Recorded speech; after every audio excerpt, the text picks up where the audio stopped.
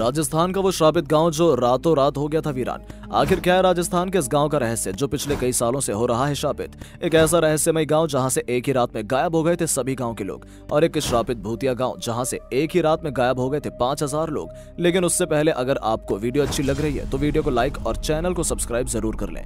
देश में ऐसी कई जगह हैं जो अपने रहस्यमय कारणों के चलते हमेशा चर्चा में बनी रहती हैं। उन्हीं में से एक है राजस्थान के जैसलमेर जिले का कुलधरा गांव। आज हम आपको most haunted place in India में शामिल कुलधरा गांव के रहस्य के बारे में बताने वाले हैं। श्रापित भूतिया गांव कुलधरा घूमने बहुत लोग आते हैं, लेकिन रात होने से पहले ही वापस लौट जाते हैं। राजस्थान का कुलधरा गांव न केवल भारत का बल्कि दुनिया के भी सबसे भूतिया गांव में से एक है। 200 साल के बाद भी ये गांव आज तक फिर से बस नहीं पाया है। इस वीडियो के जरिए हम उस कहानी के बारे में जानेंगे जहां 5000 लोगों ने गांव को रातों रात में खाली कर दिया था।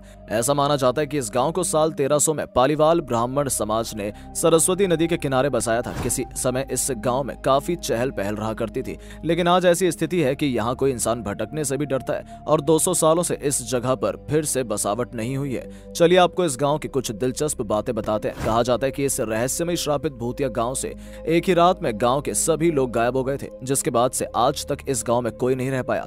यह भी बताया जाता है कि कुलधरा गांव में पालीवाल ब्राह्मणों ने बेशकीमती खजाना भी छुपाया था। खजाने की खोज में बहुत लोग कुलधरा गांव आए, जहां जगह जगह खुदाई भी की गई, लेकिन उनके हाथ कुछ भी नहीं लगा। कुलधरा गांव का इतिहास अब पुरातत्व विभाग के संरक्षण में है। कुलधरा गांव मूल रूप से ब्राह्मणों द्वारा बसाया गया था, जो पाली क्षेत्र से जैसलमेर चले गए थे और कुलधरा गांव में बस गए थे। इस गांव की पुस्तकों और साहित्यिक वृत्तांतों में कहा जाता है कि पाली के एक ब्राह्मण कधान ने सबसे पहले इस जगह पर अपना घर बनाया था और साथ में एक तालाब भी खोदा था, जिसका नाम उसने उधनसर रखा था। पाली ब्राह्मणों को पालीवाल कहा जाता था। कुलधरा गांव के इस रहस्य के पीछे एक ऐतिहासिक घटना छिपी हुई है। इस गांव में पिछले कई सालों से कोई बसेरा नहीं हुआ है। गांव के आसपास के लोगों का कहना है कि यहाँ पर अक्सर कई भूतिया घटनाएं होती हैं और कारण यहाँ पर कोई भूलकर भी जाने की कोशिश नहीं करता। कुलधरा गांव आज जिस हालात में है वैसे पहले कभी नहीं था।